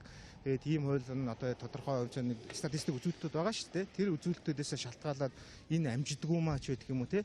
Тэгэхээр энэ дээр илүү тулгуурлаж анхаарахгүй одоо нөгөө саран даваагийн араас орж байгаа юм шиг нэг тийм хачин юм ярьж байл одоо ярд иргэдэд оромжилж гин гэсэн үг болов уу гэж ойлгож байгаа. Нилээд олон иргэдээс ярилцлага авсан боловч ерөөдөө яг л ийм. Тэгээ ерөнхийдөө би тэр ярьсан юмтай яг санал нэг л биш үү. Тэгээ яг л байр суурь үл ард иргэдээс асуу бити яар сандраа. Наадахтай жоохон нухацтайхан шиг хандаа. Бити одоо салхи шиг хийсэд дэлгэж штэ. Тий. Ерөнхийлөгчийн эрх үүргийг хязгаарласан бас заалтууд ийм төсөлд байгаа юм байлээ. Одоо чинь ерөнхийлөгч бол ард түмнээсээ сонгогдохгүй гэдэг. Одоо ийм өөрчлөлтүүд шүү дээ. Улсын хурал аймаг хотод иргэдийн төлөөлөгчдөөс ингэж сонгоно 6 жилээр нэг удаа гэдэг. Энэ хэр ач холбогдолтой заалтууд байна? Үндсэн хуулийн би зүгээр агуулгаар нь бодоод үзэхдээ Монгол улсын ерөнхийлөгч бол нийт ард түмний одоо төлөөлөл болж тэгээд тэр бэлэгдлийн Монголын нийт ард түмний эв нэгдлийн бэлэгдэл болж байх. Тэр шин чанарыг нийлүүл гаргаж өгөх ёстой болов уу гэж бодод байгаа юм л да. Тэгэхгүй бол өнөөдөр бид нар яасан бэ гэхээр бол 3 ерөнхий сайдтай болчиход байна шүү дээ. Ерөнхийлөгч ерөнхий сайд, их хурлын дарга ерөнхий сайд, ерөнхий сайдын ерөнхий сайд. Нэгдүгээрт. Хоёрдугаарт нь бол өнөөдөр Лүндэ Жансонго тэр илтгэл дээр дурдж байсан л да. Сүүлийн одоо үндсэн хууль баталснаас хойш хугацаанд Монгол улсын ерөнхийлөгчд 100 гаруй хуулиар дамжуулж шинэ эрх мэдлүүд болгосон гэж. Тэгээ чи бодоо очир утгай анх ерөнхийлөгч болоод байж исэн. Тэгээ одоо байж байгаа ерөнхийлөгч хоёрын хувьд эрх мэдлийн 100 гаруй хуулиар шинэ нэмэж ороод ирчихсэн байгаа байхгүй. Тэгээ яадаг вэ гэхээр бол улсын хурал дээр нэг асуудал орж ирээ тэрийг шийдэж чадахгүй болох тэр за энийг ерөнхийлөгч рүү шилжүүлж байгаа гэж. Өөрөөр хэлбэл бол ерөнхийлөгч би өөрөө эрх мэдэл авъя гэдэг юм биш. Үе үеийн ерөнхийлөгч нар тийм ээ. Улсын их хурал нь өөрөө зүгээр үйл ажиллагаагаа олигтой явуулж чадахгүй болох тэр дээш нь олон нийтийн радио телевиз дээр зөвлөл байна. Зөвлөлийн 3 гишүүнийг ерөнхийлөгч томилно. Жишээ нэг зөвлөл байна. Тэрний 3 гишүүнийг ерөнхийлөгч томилно гэл. Ингээл эрх мэдэл шилжүүлээд эрх мэдэл шилжүүлсээр байгаад өнөөдөр гайхаад байгаа байхгүй. Яагаад одоо энэ хүн чинь ийм эрх мэдэлтэй юм бэ гэж. Гэхдээ юунд нь гайхдаг улсын их хурал өөрөө авчиад өгчихсөн шүү дээ. Тэгээд одоо өнөөдөр үндсэн хуулиндаа өөрчлөлт оруулах тэрийг нөгөө нэг банкны хорон төр шийдэг 6 гишүүнээрээ дамжуулаад хийж чаддаг байгаа байхгүй. Тэгэхээр ийм одоо өөрчлөлт оруулъя гэдээ ингэж яриа суугаад байгаа нь бас л нөгөө хариуцлагын асуудал. Түрүүний миний л яриад байсан шүү дээ. Та бид нэр ярьсан. Улсын их хурл өөрийнхөө ажлыг ном ёсоор нь хийгээд хариуцлага тооцоож явж чаддаг байсан бол заавал өнөөдөр үндсэн хуулийн өөрчлөлтийн асуудал орж ирэх байсан уу үгүй юу гэсэн асуудал байгаа юм л та. Ерөнхийлөгч байх бүр заавал шаардлагатай юу? Гэхдээ төрийн тэргүүн гэж бас нэг хүн гарцаагүй байх ёстой юм. Манайх чинь хэрвээ төрийн тэргүүн гэдэг институт байхгүй бол бусад улс орнууд чинь бол төрийн тэргүүн гэдэг институт нь байхгүй бол одоо хаан гэдэг институт байж шүү дээ. Эсвэл одоо юучдын тэрийн оролдог банкчуд юу юм байж байдаг. А манад бол тийм юм байхгүй. Манад бол төрийн тэргүүн гэдэг институт одоо би бол төрийн тэргүүнийг бол одоо Германы ерөнхийлөгчийн төвшөнд л хардаг байхгүй. Цэвэр одоо ёслолын шин чанарын үүрэгтэй. Тэгвэл яг ард түмнийхээ эв нэгдлийн илэрхийлэгч байдаг. Тэр шин чанар хадгалаа сая манай Монгол улсад айлчлаад явлаа шүү дээ. Тиймээ тийм хэмжээний хүн. Тэр бол их чухал институт. Их чухал институт. Тэрийг германууд бол парламентаас сонгочдөг. Тэгээд ерөнхийлөгчийн тусдаа мөрийн хөтөлбөртэй. Мөрийн хөтөлбөрөө биелүүлэхийн тулд заавал гүйцэтгэх засаглаар дамжиж биелүүлдэг манайх тийм үү. Тийм учраас хин нэгэн сайдын дуудаад хин нэгэн агентлагийн дарга дуудаад үүрэг өгдөг. Тэгээ энэ гажуудлуулж харагдаад байна л да. Тэгэхээр ерөнхий сайдын дургуун хүрээд байдаг. За уулч дургуун хөрөх ёсгүй юм байгаа юм л та. Тэр чинь бас нэг төрийн эрэм гэж байна. Тэгээ хүн өөрийнхөө нэг суух судал дээрээ суух хэрэгтэй байхгүй суудлаа олж суух хэрэгтэй. Дээрээ суудлаа олохгүй доороо гүйдлээ олохгүй гэж. Ерөнхийлөгч хүн бас хамаагүй тийм юм шахаа шаардаад байх ёсгүй шүү дээ. Миний эрх мэдэл чинь юу вэ? Миний үүрэг чинь юу вэ гэж хараад тэгээ өөрийнхөө үүргийг заримдаа эрх гэж уншаад байдаг хүмүүс бас байгаа дээ шүү дээ. Их хурл дээрч байж, засаг дээрч байж тийм ээ. Энд чинь бол чиний эрх бишээ найзаа. Энэ чиний үүрэг чи ингэх ёстой гэсэн үгүй би ийм эрхтэй гэдэг. Тэгэхээр тийм байж болохгүй л дээ. Энэ бол зүгээр улс төрч хүний өөрийнх нь төлөвшөлттэй их холбоотой. Улс төрийнх нь боловсрол, соёл, төлөвшөлттэй их холбоотой, ёс зүйтэй бас их холбоотой зүйлүүд байна гэж уншаад. Эв нэгдлийн бэлэг тэмдэг биш, эвийг боснуулагч болчих гээд ер нь жоохон хальт гიშгэл болчих гээд байгаа. Болчих гээд байгаа юмнууд байгаад байгаа байхгүй тий. Энэ яг зүгээр манай ардчлал өөрөө би 25 настай болох дээр бас нэг ийм хэмжээний одоо юу гэдэг нь дайвар сөрөг нөлөөллүүд байх гэж ойлгодог. Гэхдээ энэ бол явандаа бол засрах учиртай л да. Тий. Кор шиг л алга болох ёстой л гэж ойлгодог. Орон нутгийн сонгуулийн өөрчлөлтөд харин их олзур хууштай заалт явж байгаа харагдах юм. Намууд нэр дэвшүүлэхэ болно гэж. Наадах чинь одоо өнөөдөр бас их маргаан үүсгээд байгаа шүү дээ. Нэг хэсэг хүмүүс бол юу гэж ярьж байгаа вэ гэхээр бол үгүй тийх юм бол одоо тэгээд болохгүй шүү дээ. гэж ярьж байгаа. Сая би Дундгуй аймагт өнгөрсөн бүтэн сойдр баха. Тий. Өнгөрсөн хагас сойдр ажилласан л та. Тэгээд тэн дотор ажиллаж байхдаа бас намын нөхдүүдтэйгээ уулзч бас энэ зах цухаас нь ярьсан. Тэд нар шууд л хэлж ин л. Орон нутагт намын оролцоог байхгүй болгож байгаа юм бол тэгээд алтын наваад авдраа нээх гэж байгаатай адилхан шүү дээ. Та нар бид нарыг ашиглаад явах гэж байгаа юм гэсэн үг хэлж ин лээ. Тэрүүндээ ч бас нэг юундаач биш баг. Зүгээр эн чинь бол байхгүй ш бас байсан зүйл шүү дээ. Бид нар туршлагаа бол ойр хавьяасаа харах хэрэгтэй. Оросын холбооны улсын чинь байсан байхгүй юу? 90-ад оны ихээр. Тэгээд яасан бэ гэхээр бол орон нутагчин бол өөрөө өөрийгөө сонгодог болно. Нөгөө ардчлалын чинь бүрийн хэмжээгээр нь хэрэгжүүлнэ. Мужийн дарга, хотын дарга одоо тэр юу гэдгийг одоо нөхдүүдийг ард иргэд нь шууд сонгодог болно гэж сонгосон байхгүй. Тэгсэн чинь юу болсон бэ гэсэн чинь зүгээр л гэмт этгээдүүд гараад ирсэн. Маш амархан сонгогдвол чинь нам оролцохгүй улс төрийн нэг бие даасан хариуцлага хүлээх чадвартай институт оролцохгүй шууд оролцоод ирэх дээр нөгөө нөхдүүд чинь сонгогч нараа худалдаад авд юм уу, айлгад юм уу, сүрдүүлд юм уу яад юм гараад ирсэн. Ямар санда Путин ерөнхийлөгч болчиход гарч ирэнгүүтээ хамгийн түрүүнд одоо шоконд орж гайхсан зүйл нь бол тэр шүү дээ. Бүх губернаторууд, бүх нөгөө мужийн нөгөө нэг одоо хот мотч гэдэг юм уу тэр шатчтны дарга нар нь бүх шивээс болсон нөхдүүд. Зүгээр л шивээс, битүү шивээстэй нөхдүүд гарч ирээд тэгэл би тэр атманууд нь дандаа шоронгийн хоригдлууд л баггүй да. Гарч ирээд би одоо энэ мужийн дарга болчихсон тэр юуны дарга, энэний дарга гэд. Тэгэд яаж болсон юм бэ гэхээр мөнгө тэр тэгэл тэр сонгуулийн комиссийн чинь зодож нүж байгаа. Зарим нэгэн газрууд бол бүр ингээд сонгуулийн еврого санал өгөх гээд юугаар орохт нь хоёр талаар нөгөө нэг хүмүүсийн зогсоочход дундуур нь иргэдээ явуулаа. Цаашаа санал зөв өгөхгүй бол дэмшүү гараад ирэх гэж тэгж айлгаж байгаа санал хураалт нь явуулдаг байсан. Тэгээд тэд Хийсэн юм нь бол за энэ бол бүтэхгүй юм байна. Ингэж явахгүй шүүгээд тэгээ бүгдийн тэдний чинь зайлуулж яаж нэг жоохон дэг журам элдв янз юм зогсоосон шүү. Тэгээ одоо ч гэсэн тэрний шүүр дагавар бол бас дуусаагүй л байгаа байхгүй. Тэгэхээр бид нар бол энэ дээр бол тал талаас нь бодох хэрэгтэй. Би зүгээр яг энэ асуудлыг бол яг асуудал хилцэх болоод эрдэм бол тухайн үед нь бол нэлээд нухацтай ярьж байгаа шийдэж болно гэж. Мэдээж ард иргэд бол орон нутгийн сонгуульд бол өөрсдийнхөө дуу хоолойг хүргэх ёстой байх. Тэр намчрахад байгаа ямиг бол бас нэг арилгах ёстой байх. Тэгэд манайд бол нэг том тооны хууль, жижиг тооны хууль гэдэг чинь үйлчлээд байна л да. Тэгэхээр бусад орнуудтай бол арай ондоо байдаг л баха. Манайд ч юм бол одоо юу гэдэг нэг суманд сонгуул явууллаа гэхэд чинь бол хамаатай олон төвнөл гараад ирж байна. Тийм ээ. За тэгвэл цөөнхийнхээ эрх ашгийг яаж хангах вэ гэл ингээл нарийн асуудлууд биелдэ тэрэн тэгэл цаашаага үндэсний аюулгүй байдалтай холбоотой үндэсний эв нэгдэлтэй холбоотой асуудлуудыг үндэсний яснуудын хоорондын асуудлууд их олон юмыг бол дагуулах байхгүй. Тийм юм байна. Сүр дагавар их олон. Тийм учраас энийг бол маш сайн бодох хэрэгтэй. Төрөний тэр нэг авга хэлээд шүү дээ. Ер нь бол жоохон тал талаас нь нухацтай бодорой нөхдүүд юм гэж. Тэр шүү дээ. Тэгвэл энийг бас тийм хөнгөнөр бодож үзэх юм хэлбэр зүйл биш. Сумын засаг дарга ч юм уу, аймгийн засаг дарга нь хотоос давхиж очиод хурал хийх болохоор очиж бүжигнүүлчихэл ус төржүүлчээ буцаад давхиад ирж байгаа. Тийм ч юмнууд бас байгаа. Тийм ч юмнууд бас байж байгаа. Тэгэхээр энэ нутаг орны чинь эзэнтэй байлгана гэдэг чинь бол монголчуудын хувьд бол их олон жил одоо ганц бодож санаж байсан юм шүү дээ. Тэр чинь нэг сүрхий элдв янз юм даа биш. Тэр олон сум нутаг байсан чинь бол энэ улс орноо ялангуяа газар нутгаа одоо эзэнтэй байх асуудал хаан ч гэсэн монгол хүн бас нэг байж байгаа тэр асуудал байгаа байхгүй. Тэгэхээр тэр эрхийг баталгаажуулж өгөх, тэр хүний амьдрал ахуйг нь баталгаажуулж өгөхийн тулд засаг захиргааны ямар бүтц байвал бид нарт илүү ашигтай вэ гэдгийг бол бид нар бодгол ёстой л доо.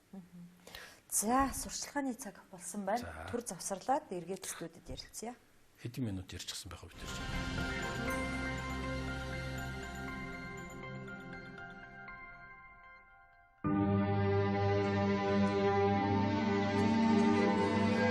Дэлгэр Монголыг цацлаар сэрээдэг өглөөсөө дэгсэн хадган дээр ерөөл шингээсэн өглөөсөө буурлэжийн үрсэн цайлдаг өглөөсөө буян дурчланд үлций бэлэгдэх өглөөсөө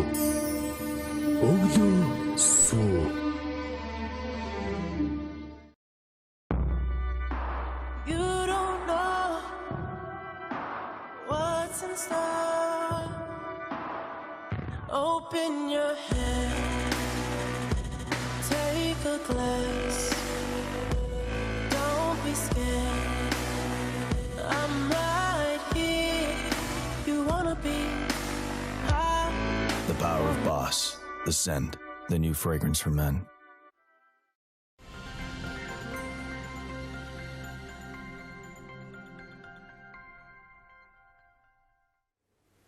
Үндсэн хуульд өөрчлөлт хийх болсон шалтгаанаа энэ 25 жилийн дотор хүссэн сансандаа хүрсэнгүй. Нөгөө мөрөөдөж явсан ардчлал биш байна. Бид гажуудчлаа, замаасаа гарчлаа. Энэний буруу юу эсвэл үндсэн хуулинд байна гэж ярьцгаах бол энэ үнэн үү? Би бол наадах чинь бүх юмыг үндсэн хууль руу түлхэж байгааг бол буруу л гэж бодож байгаа. Үндсэн хуулиас гадна бас зөндөл юмнууд байж байгаа шүү. Бурдаш объективны хүчин зүйлээс биш юм ах субъективны хүчин зүйлүүд бол байж л байгаа шүү дээ. Төрөний битэрийн хөндөд байсан. Нэг хэсэг хүмүүс бол үнэхээр л ажил төрлөө хийгээл чармаагаал ёстой сонгогчдынхаа төлөө өдөршнгөө зүтгээл бас ч гэж нэг юм хийчихсэн нэг хүний асуудлыг ч гэсэн шийдэх юмсан гэж явж байгаа улсын их хурлын гишүүд бол байж л байгаа шүү дээ. Би одоо шинэ манай бүлгийн нөхдүүдийг л харахад манай одон туяаднаас өсвөлэл үнэхээр нэг чармаагаал ингээл юм болохгүй тэгсэн мөртлөөнийхэн дэнд ч бол орил чарлаад байдгүй. Тэгэд юмаа хийгээл явж лээдэг тийм хүмүүс байж байна. Тэгэхээр хамаг хараа ажлыг хийдэг. Тийм хүмүүс бас байгаад байгаа байхгүй байгаад байгаа. Тэгэхээр заавал нэгтгэж бүгдийн л одоо тэр болохгүй байгаа юм шиг яриа тэгэл үндсэн хууль руу л одоо хамаг юм чих гэдэг чинь өөрийнхөө ямиг л өрөөлрүүлж ихэд байгаа тал адилхан болчиход байна. Мэдээж хэрэг үндсэн хуулинд өөрчлөлт оруулах шаардлага байна уу, цаг үе өөрчлөгдөж байна, юм өөрчлөгдөж байна, дэлхийн ертөнцийн өөрчлөгдөж байна, тавьж байгаа зорилт маань өөрчлөгдөж байна. Шаардлагатай л байна. Тэгэхдээ болохгүй бүтэхгүй байгаа бүх юмыг үндсэн хууль руу чихнэ гэдэг бол арай л хэтрүүлэг байна. 2000 оны үндсэн хуулийн өөрчлөлтийг эсэргүүцэж үндсэн хуулийн цэцэд өргөдлөг гаргаж заалсан наран гэрэл баг тийм ч. Наран гэрэл багаас бид нар нэг ярьцлага авч бэлдсэн. Тэрийг одоо хоёлаа. За. 1999 оны 12 сард Монгол улс Гевгийн Тэхэн үндсэн хууль дааны журмаар нэмэлт өөрчлөлт оруулсан. Одоо Монголын ард түмний дунд бол дордохын 7 нэмэлт өөрчлөлтгээд алдаршсан.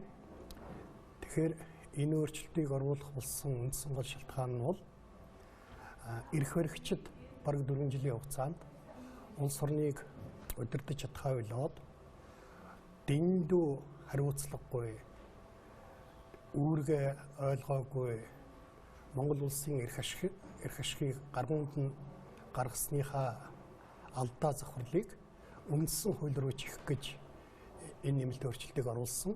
Яг одоо цаг хугацаа бол бас л одоо 4 жил үндсэндээ дуусах гэж байна. Сүүлчийн жилийн төгсгөл болж байна. Бас л одоо сонгодог одоо парламенттай гайхалтай эрх мэдэлтэй хэн ч огцруулж чаддаггүй, хэн ч өөдөөс нь олон юм ярьдаггүй ийм ерөнхий сайдтай болчвол бид улс орныг доол хөгжүүлнэ гэсэн өнөөл үлэг болсон юм а одоо давтаж байна. Ингээд нэг үгээр хэлэхэд бол би энэ үндсэн хуулийн бүх нэмэлт өөрчлөлтүүд үндсэндээ энэ 3 жил гаруй хугацаанд улс орныг жолоодлоггүй болгосон, шудраг бас явдлыг дэлгэрүүлсэн, дэндүү хариуцлагагүй үүргээ одоо уландаа гიშгсэн энэ алдаа завхарлаа эрх хэрэгчид хаацайлах гэж ийм нэмэлт өөрчлөлтийг оруулж яана гэж ингэж бодож байгаа. За та юу гэж бодож байна? Би наран гэрэлгөөг бол айгүй хүндэтгдэг. Үнэхээр одоо манай бас толгой зөгж байгаа хуульчдын нэг тэгээд өөрийнх нь бүтээл ном юм дотор бол зөвхөн тэр эрх зүйн талаас нь зохицуулалтын асуудлыг хүндэтгүү бас энийг ёс зүйтэй холбож, ёс суртахуунтай холбож тийм ээ төрийн нэг этик гэж юм байдаг. Тэрүүнтэй их холбож их сүрхий бичдэг хүнэлдэ. Тэр утгаараа бол би хүндэлдэг. Тэгээ энэ ярьж байгаа хэлж байгаа юм ч гэсэн бас ургүй биш ортоо шүү дээ. Ингэж хэлэх хэмжээнд бол асуудал хүрч байгаа нууц биш энэ чинь зүгээр нэг хэлийгээд хэлчихэж байгаа шүү. Тэгэхээр л одоо бас нэг иймэрхүү дүгнэлтэнд хүрэхэд бол байгаад байгаа юм. Гэхдээ дахиад энэ саяны хэрсэн юм бол бидний ярьсан юмтай бол нэг зөрчилдөхгүй байна гэж би боддог. Өөрөөр хэлэх юм бол үнэхээр л тэр өөрчлөлт оруулах ёстой байсан бол шаардлагатай юм бол ягаад наран гэрэл багш нар очиж болдгоо. Тийм ээ. За багшаа ийм одоо өөрчлөлтийн санаа оноонууд байна. Энэ дээр одоо яах вэ гэдэг. Энэ үнэтэй чинь оролцуулаад, энэ хүнийг татан оролцуулаад, эрдэм шинжилгээний хурлыг одоо энэ хүнээр өөрөөр нь удирдуулаад зохион байгуулад, тэгээд санал дүгнэлтийг аваад яавал дээр энэ чинь сайн ч бас нэг академик ном үзсэн хүн шүү дээ. Тэгээ энэ хүмүүсийнхаа үгийг л бид нар сонсохгүй бол дандаа дортохын төлөө бол. Хэрвээ ард иргэдийнхаа үгийг сонсоод ийм эрдэмтэй номтой хүмүүсийнхаа үгийг сонсоод эднэрийнхээ дэмжлэгийг авч чадах юм бол энэ бол ёстой нэг 92 оны үндсэн хууль шиг тийм ард түмнийх нь хүлээн зөвшөөрсөн тийм л үндсэн хууль. Тийм учраас бол би бол одоо үнэхээр л үндсэн хуулинд өөрчлөлт оруулаад асуудлыг шийдгий гэж бодож байгаа бол хэлэлцүүлээ. Хэлэлцүүл. Энэ хүмүүсийг сонс яар тэгж байж тэр дараагийнхаа тэр асуулга юм руугаа явуул гэж хэлээд байгаа. Одоо өргөн баригдад байгаа энэ төсөл бол үндсэн хуулинд өөрчлөлт хийж байгаа 3 дахь удаагийн оролдлого гэж ойлгож байгаа. За 99 онд нэг хийсэн. За тэрний дараа 2011 онд бас нэг өөрчлөлт хийхээр ажлын хэсэг байгуулсан байгаа байхгүй. Улсын хурлын дарганд Дэмбэрэл гоёж J-Squatter-аар ахлуулсан ажлын хэсэг. Тэгээд тэнд 38 мянган иргэний дунд санал асуулга явуулаад дийлэнх иргэд нь бол үндсэн хуулийг өөрчлөх ёстой гэсэн санал өгсөн байт юм л. Тэгсэн хэрнээ тухайн үед бас хийгээгүй нь бас сонирхолтой байгаа байхгүй. Тий. Би бол наадах ч нэг сайн санчихгүй байна. Яг нэг үгүй хэлэхэд бол зүгээр үндсэн хуулинд өөрчлөлт оруулах гэсэн яриа явсан үгүй л явсан. Тэгээд яриа явж байгаа сүулдэ юу гэж хэлсэн бэ гэхээр за үндсэн хуулинд өөрчлөлт оруулах асуудлаа түр азны. Харин үндсэн хуулинд өөрчлөлт оруулах тухай хуулиа зөвөр эхлэж ярьж байгаа. Яаж тэр үндсэн хуулинд өөрчлөлт оруулах вэ гэдгээ хуульчилчих яа. Тэгээ тэрүүн дээр харин зөмөрөө ажиллагээд тэгээд энэ хуульч батлагдаж гарсан. Тэгэхээр тэрүүнтэй л холбоотой юм болоо да гэж. Би тэгтээ тэр 30 хэдэн мянган хүний тухай үнэхээр санахгүй.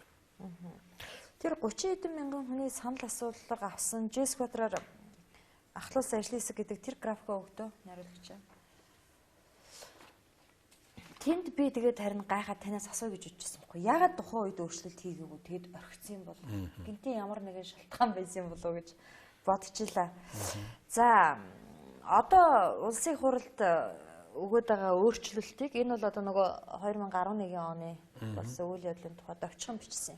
За энийг алгасан. Явъя цаашаа. Батбаяр гişүү, Нэмжүүн Батбаяр гişүүний телевизэд өгсөн нэг ярилцлага байгаа. Тэрийг хоёулаа нэг үзэдгүү. За тэгээ 9 тооны хувьд ярих юм бол 9 тоо Монголд бол бэлгэдлийн тоо гэдэг. Тэгэхээр зөвхөн Монголч дэлхийд дахин бэлгэдлийн тоо 9 чи ерөөсөө бидний ертөнцөөс авсан шүү дээ. Нарны амирч 9 гарагтай шүү дээ. Тэгэл цаашаа 9 мөрлөг, 9 эрдэнэ гэж 9 цагаан одоо их олон юм бэлдэгдээ ийм учиртай амаа ийм зүйл гэж. Тэгээд одоо ингээ бэлэг дэвсэн ихтэй манайх бас янз янзаар ярьдаг. Гэтэл дэлхийд дахид өөрөөр нэг номерын компани ямар компани байгаа вэ? Дэлхийд дахид мэдээллийн зам болчиход байна тийм үү? Тэгвэл дэлхийд дахны хувьд хамгийн одоо том компани Apple компани байж байгаа. Бид бүгд гарч одоо Apple ирж тийм үү? Тэгвэл тэр компани ч бас дандаа бэлэг дэвсэж явдсан шүү дээ. Манай Apple гарууд ч хараараа. Apple компани сүүлийн 2-3 жил тийм үү өөрийнхөө оцтой оцсныхаа шинэ утсыг дандаа 9-р сарын 9-нд гаргаж байгаа. Тэр чинь бас тохиол биш шүү. Монголчуудаа бэлгийг бүгд мэддэг. Барууны ертөнцөөс хайцсангаар мэддэг усуд мэддэггүй. Тийм үсээ чимээгүй шүү дээ. Бид бүгд мэддэггүйсээ бэлгийг ярьж идэх байхгүй. Бид нар чинь шал өөр хүмүүс шүү дээ. Бид нар чинь бол өвдөөс маш том ухааныг өвд сурсан тийм сайх улсуудаа гэж. 5 жил явууд гэж. Тэгэхээр би 99-ийн уцгаа хэлж. Тийм учраас 5 жилийн хувьд гэж ярих юм бол ер нь 5-ын тооч бас хүчтэй тоо. Гарын 5 3-тай биз дээ. 4 3-тай биш биз дээ. 5 3-тай биз дээ. 5 шим малтай биз дээ. 5 твтэй биз дээ. Ингээд тооч бас бүгд учиртай. Биенээс мөнгөс хийсэн 5 10 төгрөг зээчээс 4 8 төгрөг шилдэггүйс. Би зөв энийг бэлэг талаас хийж байгаа. Бэлэг талаас. Арга талаас гэж хэлэх юм бол одоо их юм бэ манай хоёр хөшүүдийг хар тий 5 жилээр дэлхийн олон улсууд 5 жилээр явж байгаа тий. Тэгээд яг хуучин бид нар чинь дандаа бүх юм 5 жилээр хийж явсан усууд шүү дээ. Энд чинь бас манай тэгээд 5 жил тэр чинь бас ер нь тэ хуучин бүх муу гэж хэлж шүү дээ. Энэ шинэ зүйл гэж юу хэлдэг? Шинэ зүйлийг бол сайтар мартагдсан хуучин зүйл гэж хэлдэг шүү дээ. Тийм учраас бид нар бас авах гэхийг ундарж арга билийг хослуулж авах хэрэгэл. Батбаяр гişүүнтэй та санал нэг байгаа юу? Гарын 5 3-тай учраас 5 хөшөө малтай учраас парламент 5 жил сунаа гэж. Тийм би зүгээр юу гэж ойлгосон бэ гэхээр бол асуудлаа тайлбарлагаад тэгээд тэрийг хэлбэршүүлж одоо маш их энгийн хэлбэрт оруулж тайлбарлах үүднээс л тийм жишээнүүд авсан байхаа л гэж бодож шүү дээ. Ер нь бол зүгээр манай Батбаяр гişүүн бол өөрөө бас статистикийн мэрэгжлийн хүн. Тэгээд мэдээж тоо бол мэрэгжлийнхэн дагуу их сонирхдаг бас нэг тоотой холбоотой юмнуудыг бол нэлийн сонирхдаг л доо. Тэгээд тэр нь бас давхар илэрч байгаа юм болов уу гэж бодож байна. Мэдгүй дээ 888 төсөл 66 уулзур гэл нэг тоо мон тэр нэг бөөгийн маягийн юм яваад байгаа юм да. Энэ Батбаяр гişүүн дээр. Тэгэхээр та бол тэрийг яриад дэмжихгүй гоостай. Жишээ нь 5 3 төгрөг зээлж гэж ярьдаг учраас 5 жил парламентд суух хэрэгтэй. Тэгж аргумент гаргаж болохгүй байх та. Зүгээр би хэлж штэ зүгээр ямиг тайлбарлах үднээс энгийн болгож сонирхолтой болгох үднээс. Тийм анхаарал татах үднээс бас тэгсэн болов уу гэж бодож байна. За тантай уулзчаад засгийн газрын тухай асуухгүй өнгөрч боломгүй. Хадуурхан тий баялаа. Засгийн газар огцрох ёстой, ерхий сайтай хариуцлага тооцох ёстой гэдэг нэг хэсэг яваад байгаа юм. Та юу гэж бодож байна? Одоо гарман дээр морой солих ёстой юу? Миний байр суурь бол маш тодорхой л байгаа шүү дээ. Би урд нь ч гэсэн хэлжсэн, одоо ч гэсэн хэлж байгаа. Хариуцлагын механизм байх л ёстой. Манад өнөөдөр үндсэн хуулийн өөрчлөлтийн тухай асуудал яригдаад байгаа нэг учир шалтгаан нь хариуцлагын механизм байхгүй байсантай л байна. Хэрвээ хариуцлагын механизмд байгаа л цаг тухайд сайн хүнээ сайн гэл муу хүнээ муу гэл ингээд хариуцлага тооцоож явж байсан бол өнөөдөр бас нэлийн ажил урагшаага явж гсэн л байх ёстой. Зүгээр яг өнөөдрийн нөхцөл байдалд бол би юу гэж ойлгож байгаа вэ гэхээр бас л одоо сансан хэмжээнд хүрсэнгүй л гэж ойлгож байгаа. Маш их хүлээлт байсан, маш их горьдлого байсан.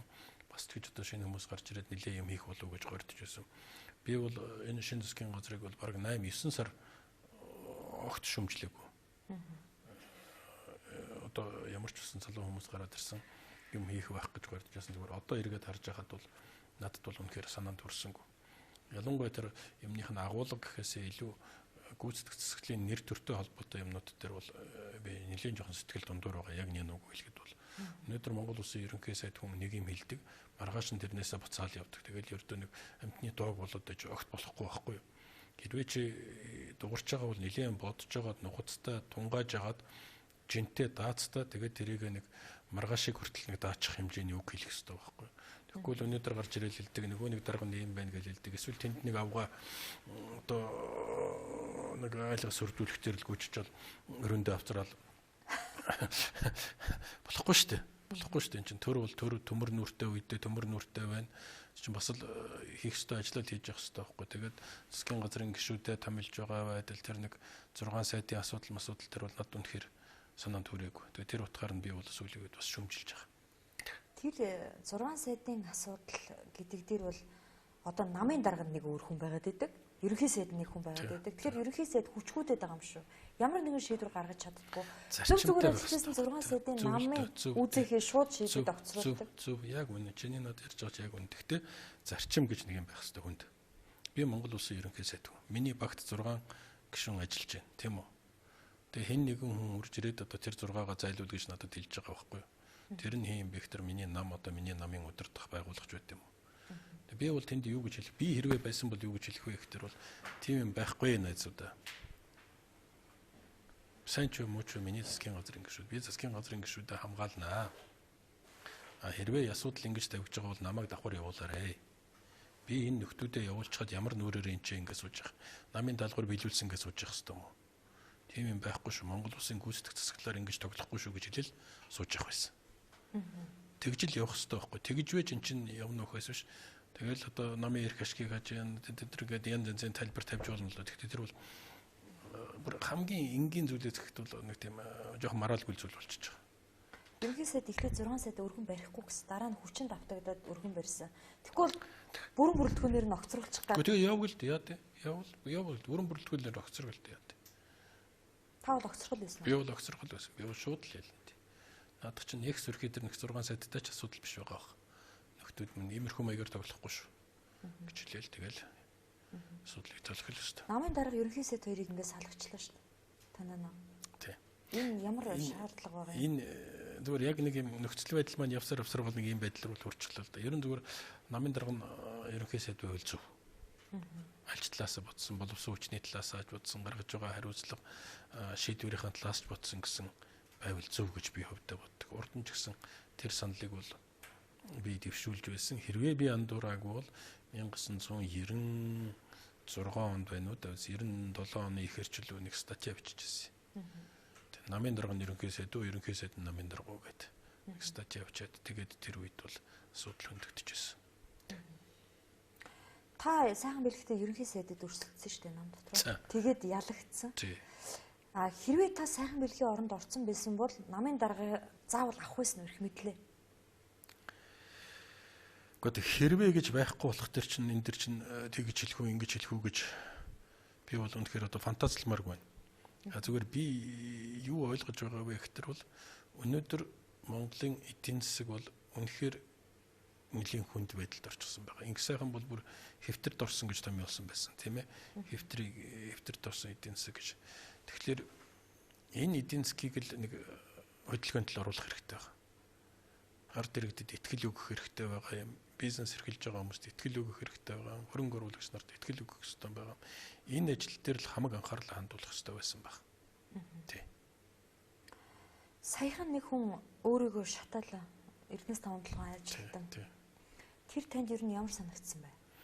Тэр одоо бүгдээрэнд нь л янз янзын л бодсон. Надад бол их л эвгүй л сэтгэл төрсөн. Тэг чинь тэгээд их олон талаас нь л бодох хэрэгтэй шүү дээ. Тэр хувь хүн талаас нь ч бодно, нийгэм талаас нь ч бодно, тэр аж ахуй нэгж байгуулах талаас нь ч бодно. Тэгээд ажиллаар үтсэж байгаа дарга сайд нарт талаас нь ч гэсэн бодох хэрэгтэй шүү дээ. Яг тэр хүнийг тийм байдалд хүргэдэг. Би бол тэрийг бол асуумаар санагдтыг. Яг тэр тийм байдалд хүргэдэг. Нөгөө талаас бол энэ нийгэм чинь ингээд эдийн засгийн маш хүнд дарамттай хүмүүс амьдарч байхад бас ингээд нийгмийг бужигнуулсан, төрхөрсөн ч гэж хэлж болох юм уу, юм руу бас түлхэж огт болохгүй л дээ. Аль болохоор л одоо энэ нэг ард иргэдэд нэг тийм амар тайван байхад юмнууд руу нэлээ хандуулах учиртай л гэж би бодод байна. Тэгээс нийгмийг бол одоо бол ердөө ямар нэг юм руу тийм бужигнуулсан юм руу бол төрхөж болохгүй. Өнөөдөр бол би нийгэм бол миний уншиж байгаагаар л тэр шүү дээ. Бус хүмүүс янз янзаар уншдаг л зүгээр юу харж байгаа нөхдөр шудраг өсөг л үсэж байгаа. Тий. Маш ойлгомжтой шудраг ус. За тэр эдийн засгийн хүндрэл гэдэг чинь байд юм байна. Байж байгаа юм байна. Гэхдээ тэрийг цөмөр жигдэл үрээ. Тэгвэл нэг хэсэг нь үрж чад нөгөө хэсэг нь хажуунаас нь хараад гидсэн хилээ суугаад очиж дарахгүй л байхгүй. Тэгээ үндсэндээ бүх ачааг хэн дээр үрүүлж байгаа нөхдөр бол ард иргэд дээр үрүүлж чад тэгээд нэг баян чинэлэг хүмүүс нь улан баяжаал яваад тах юм бол энэ явахгүй шүү дээ. Тэгэхээр энэ шудраг байдлыг л хангаж чадахгүй бол нийгэм маш хэмзэг байдалд байна гэсэн үг. Хаан ч гэсэн нэг жижигхэн одоо оч асгатал одоо гарахтал ер нь баг дэлбэрч гарах байхгүй. Ер нь нийгэм тесрэх бөмбөг шиг л маш тийм байдалтай болчиход байгаа тий. Тэрийг бол ер нь хүмүүс бол бас элен талангүй ярьж байгаа. Уулсан учирсан хүмүүс ч гэсэн тий. Ер нь бол нэг тийм цөхөрсөн, гомрохсон юмнууд бол маш их байж байгаа. Гэхдээ бүх юм болохгүй байнаг бол бас тийм биш. Яг нэг үгүүлэхэд бол орон нутаг дээр яваад үзэл дээ. Эрвэхээр л ажиллаж штэ аймаг орон нутаг сум дээр бол хүмүүс чадлынхаа ярээр юм хийж гин. Бас ч хийсэн юмных нь бол юмнууд нь бол нүдэнд нь харагдаад штэ 2 жилийн өмнө ямар үлээ өнөөдөр ямар болчихсон байгаа вэ? Уур амьсгал хүртэл болчиход байна. Гэхдээ илүү ихийг хүсэжсэн. Илүү их бололцоо байсан. Тэр бололцоогоо алдчихад тэгээд өнөөдөр энэ макро эдийн засгийн орчин гэдэг чинь болохоо байцгаад байна гэдэг чинь бас хүмүүс бол хараалга асуугаад байна шүү дээ. Одоо сонгуул болоход 6 сар 7 сарын хугацаа үлдлээ. Энэ хооронд улс орны эдийн засгийг өөдөн татаж чадах уу? Өөдөн татах гэхээсээ илүү ард түмэнд ихтгэл төрүүлж чадах уу гэж асуумаар. Миний бодлоор бол хэрвээ энийг л хийж чадах юм бол их юм өөрчлөгдөнө. Ядч нэг толгой дэшиг хараад нүд бол телевизэр рүүгээ хараад ингээл явна шүү дээ. Тэгэхээр тэр ихтгэл өгөх л асуудал маш их чухал өнөөдөр. Тэрийг өгч чадах уу? Өгөх хэрэгтэй тэрний төлөө улс төрчд байгаа биз дээ. Танаа нам өгч чадах уу? Танаа намд ер нь нэлээ эргэлзээд байна шүү. Өнөөдөр маш олон хүмүүс эргэлзэж байгаа. Одоо нуух юм байхгүй. Гэхдээ ардчилсан нам бол хизээж бас нэг энэ хүүхд түүхэндээ бол аливаа юмны туучил болж төрүүлж пианер нь болж ингэж л явдаг л байсан л да. Тэгээ энэ удаа ч гэсэн бас нэг зөв зөвтэй шийдэл болоод бас ч гэж ард иргэдтэй гордлог төрүүлээд ихтгэл төрүүлэх хэмжээний арга хэмжээнүүд авах байх л гэж би гордож байгаа. Таны хувьд одоо энэ үндсэн хуульд өөрчлөлт оруулах энэ асуудлаас илүү хамгийн чухал асуудал юу вэ? Яг одоо их хурл барьж аваа шийдэх асуудал. Их хурл дээр бол одоо өнөөдөр шийдье гэдэг юм бол үгүй яг өдөр тутмын зөндөө асуудлууд байж л байна л да тий. Зүгээр би хувьдаа өнөөдөр энэ гүйцэтгэх засаглалынхаа тэр нэг чадварыг одоо юу гэдэм чадамжийг дээшлүүлсэн чиглэлээр нэлийн анхаарахгүй болов уу гэж бодоод байгаа байхгүй. Энэ нэг боловсон хүчний халаа, сэлгээ энэ нэг юмнууд одоо сая бол үндсэн хуулийг нь төсөв бид нар батллаа шүү дээ. Тэр төсвөр чинь бол 1 сарын 1-ээс бас нэг бужигнуулахаар юм баталчихсан шүү дээ. Зөндөл болон агентлагуудыг татан буулгаад нэгтгэл нийлүүлээл элдв янз юм болгоно гэж бас ингээд. Тэгэхээр эн чинь ядарчгаад байхад энэ хүмүүс ингэж бужигнуулсан юм хийдэг л гэж жоохон болимор байна. Тэгээ одоо нэгэнт хийж байгаа бол үнэхээр нэг чанар чансаатай юмнууд дээр нь илүү анхаарад энийг нэг эртнээс бодоод 1 сарын 1 хүртэл бас хугацаа байна шүү дээ. Нэлээд нухацтай бодож байгаад нэг нийгмийг дөргиочихгүй хүн шиг ард иргэдийг нэг хохироочихгүй хүн шиг энэ өөрчлөлтүүдээ хиймээр байгаа байхгүй. Тэгэхээр энэ дээр л их ач холбогдол өгмөр байна л да. Тэгээд дээрэс нь гүйцэтгэх засаглалын хүрээнд дотор тэр сахилга дэг журам гэдэг юм жоохон нэмж өгмөр байна. Одоо бол өнөөдөр яам дээр яваад очих тэр ажил хийж байгаа хүн алга байна шүү дээ. Тий. Сайд дарга нар бүгдээрээ л гадагшаага яваад өгчсөн. Агентлагийн дарга нар нь гадагшаага яваад өгчсөн. Тэгэл ердөө нэг жирийн иргэн очиод нэг асуудлаа шийдвүлэх тэр зарим байгуулагчид дарга намрааж авчих тэгээд тэр ажил нь тэр чигээр бас амарчих. Гүнч арайч бас тэгж болохгүй байсан. Тэгэхээр энэ юм руугаа бас нэг жоох анхаарах хэрэгтэй байхгүй. Энэ юм руугаа хууль батлагтай биш. Энэ ядч тэрний хэрэгжилтийн хангах чиглэлээр бас ажилламаар байна шүү дээ. За тэгэхээр засгийн газрын хувьд бол та бол маш сэтгэл хангаж муутай байгаа юм байна тийм үү? Ямар ч болсон өнөөдөр бол миний сэтгэлд бол хөрөхгүй л байна. Нийт иргэдийн хувьд ерөн зүгээр ингээд ажиглаж байхад засгийн газар битгийхэл энэ их хуралд бүр ямар ч тийм сэтгэл маш муу. Энэ намд бүр итгэл алдарч байна. Энэ харамсалтай дүр зураг тийм үү? Олон жилийн дараа ялсан ш тарчсан. Тийм. Айгүй их итгэл гордлого байсан. Энэ үг хэлэхэд бол урд өмнө байсан юм чинь тийм гайхамшигтай юм байгаагүй шүү дээ. Ягаад ардчилсан намд гэсэн. Үнэхээр тэр хээл, хахуул, тэр нэг элдв янзын хүн зүртэл тэр бугалсан юмнууд ч юм бол үнэхээр байсан шүү дээ. Тэгээ ардчилсан нам гаргаж ирээ тэрийг сэгсрээд ингээд нэг цэгцлээд явсан. Тэр бол маш их юм ил болгож төгсөн. Гэхдээ бид нар ч бас зарим юм дэндүү төгөлдөржүүлж чадах юм ба шүү дээ. Муу юм төгөлдөржүүлж чад болж өгдөг. Нөгөөдөлөөс зарим юм дээр нь илүү гарчих гад болж өгөхгүй. Тэгээд тэр нь өнөөдөр хүмүүсийн дургуул өргөд байна л да. За бидний ярилцлага өндөрлөх болсон байна. Цаг дууссан байна. Танд маш их баярлалаа. Яг үндсэн хуулийн хэрвээ хэлэлцээд эхлэх юм бол нам дээр аль болохоор цөөнх болохгүй хичээгээрээ. Танд амжилт хүсье. Би бас нэг зүйлийг зүгээр над цаг байна уугүй юу? Байна. Ганц 2 минут тий. Тэр нь бол юу вэ гэхээр нэгдүгээрт урьдсан явдал маш их баярлаа. Тэгээд өөрөө тэр нэг санаачлаад тэр нэг хавдартай хүмүүсийн нэг хандвийн нэг арга хэмжээ зохион байгуулад явсан. Тэр захаа занагийн чинь авсан. Тэр арга хэмжээнд бичлэн оролцож чадаагүй. Гэхдээ ямар ч бас их хөөрхөн юм санаачлаад явсан. Тэгээд би зүгээр яах гэж хэлэх гэж байна вэ гэхээр хүн нэгийг барьж аваад ингээд явах юм бол ганцхан ганцаардахгүй байгаа байхгүй юу? Жигчнээ олон хүнийг цуглуулад татчихадлаа. Тэгээд олон түмэн төр чинь хөрлөө явлаа. Дараа нь бас нэг телевизээр бас нэг хаана үлээ нэг тоног төхөөрөмж авч нэг 4 1000 төгрөгийн ая ингээд харахад жижиг юм байхгүй 1000 төгрөг. Гэхдээ тэр чинь тодорхой асуудлыг шийдээд байгаа байхгүй. Тэгэхээр энэ нэг юм чинь байна штэ. Юм явж болдсон бай, шийдэж болдсон бай, бодиттой үр дүн гардыг байна гэсэн. Тэгээ энийг л бид нэр ялангуяа энэ улсын хурлаас ахуулаад засаг тэгээд аймгийн одоо хэмжээнд л аймаг сумынхаа хэмжээнд л оруулж ирмээр л байгаа юм л да. Энэ нэг төр засаг хашиж байгаа хүмүүс маань энэ ард иргэдтэй нэг жоохон одоо юу гэдэг нэг жоохон анхааралтай нэг ядч нэг чихтэйвээ сонсчдөг тийм ээ. Яах гээд байгаа их гэдэг. Зарим нь бол хөрх юмтай илүү дутуу юм байхгүй зүгээр л зовлонгоо хуваалцах гэж л байгаа байхгүй зүгээр намаа нэг сонсоод нэг 5 минут сонсож байгаа ч л гэж байгаа байхгүй.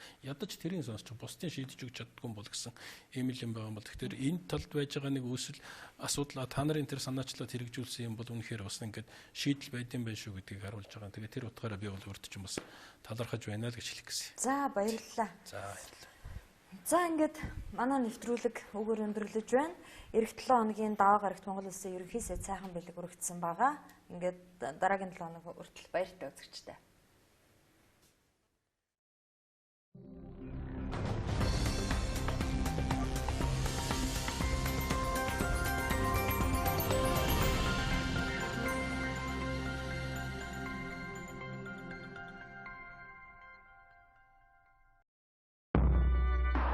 You don't know what's in store. Open your head, take a glass. Don't be scared. I'm right here. You wanna be high. The power of Boss, the scent, the new fragrance for men. Эрдэс Vita Plus. Дусал бүрт дурлам. Vitafit компани бүтээгдэхүүн.